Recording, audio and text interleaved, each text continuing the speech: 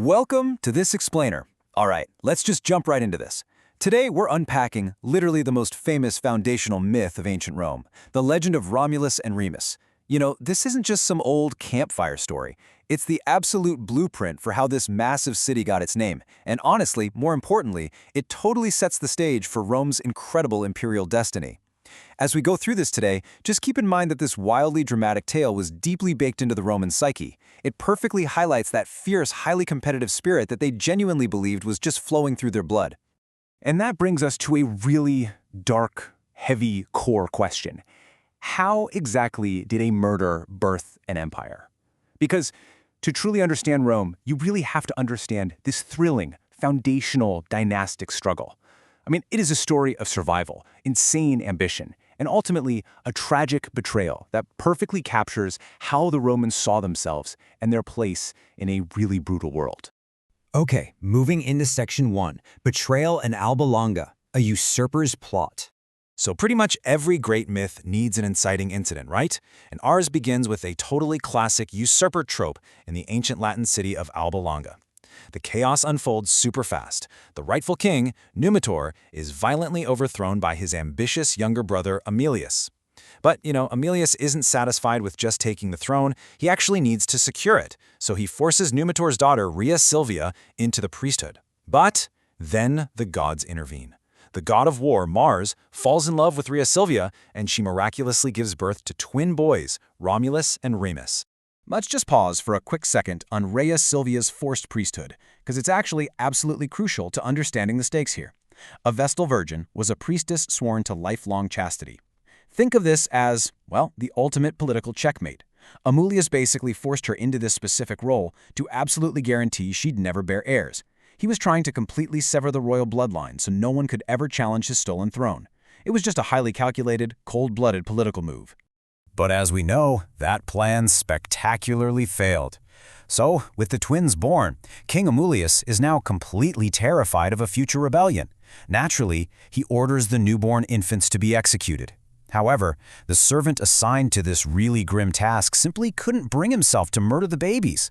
Instead, he places them in a little wicker basket and sets them adrift on the dangerous flooding Tiber River. He literally just leaves their fate to the treacherous waters. Which takes us to Section 2, Saved by the Wolf, a miraculous survival. Now, this miraculous survival becomes absolutely central to the whole Roman identity, this core belief that they can survive against all odds. The basket with the crying infants doesn't sink, it actually washes ashore safely at the base of the Palatine Hill. And drawn by their cries, a she-wolf, or lupa in Latin, discovers them. But surprisingly, rather than eating these helpless babies, the lupa takes them into her lair, suckles them, and actually protects them from the elements. Of course, they couldn't stay with a wolf forever. Eventually, a royal shepherd named Faustulus discovers the twins out there. He and his wife, Laurentia, decide to take the boys in. They manage to hide them totally out of the tyrant king's sight and raise them completely in secret as their very own sons. All right, Section 3, Reclaiming the Rightful Throne. So the boys don't stay hidden children forever. Going into these really strong, fearless young men out in the countryside, Romulus and Remus naturally gravitate toward leadership. They become charismatic leaders of a band of local shepherds, spending their time fighting off bandits and building up this really fierce reputation for justice in their community. But, this high profile comes with major risks. A local dispute ultimately leads to Remus being captured, and guess where he's dragged back to? Alba Longa, the exact city their grandfather was exiled from.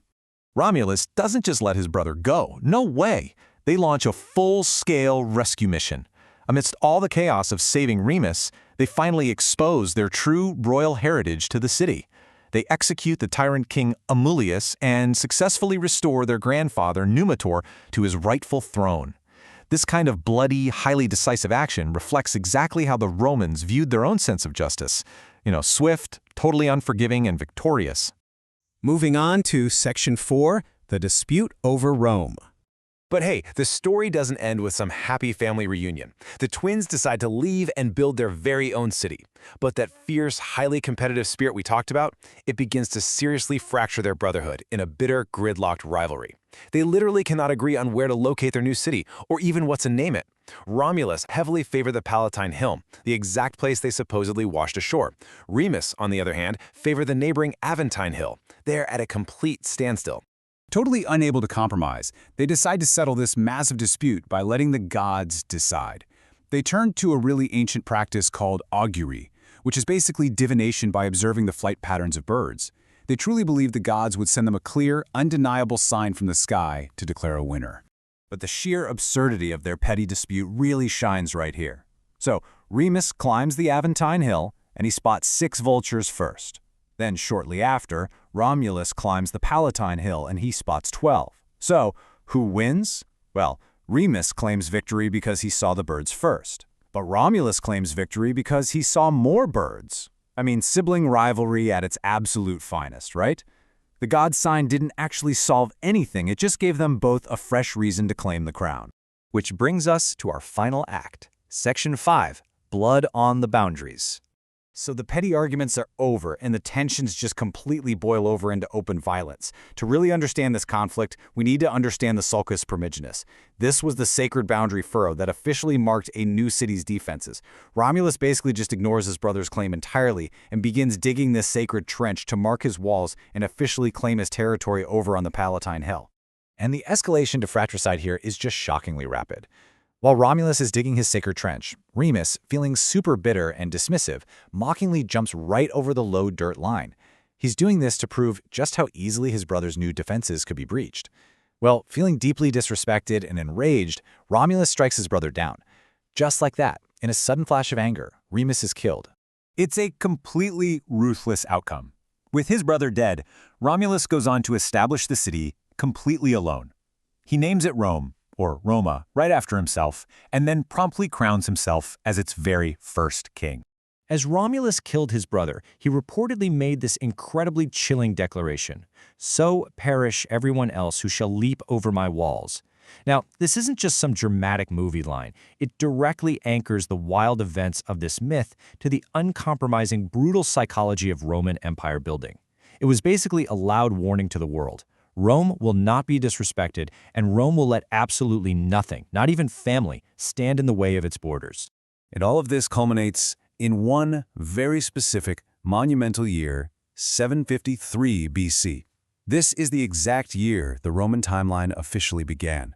A city literally born in blood, founded by a man who survived the waters, was raised by a wolf, and ultimately murdered his own twin for power.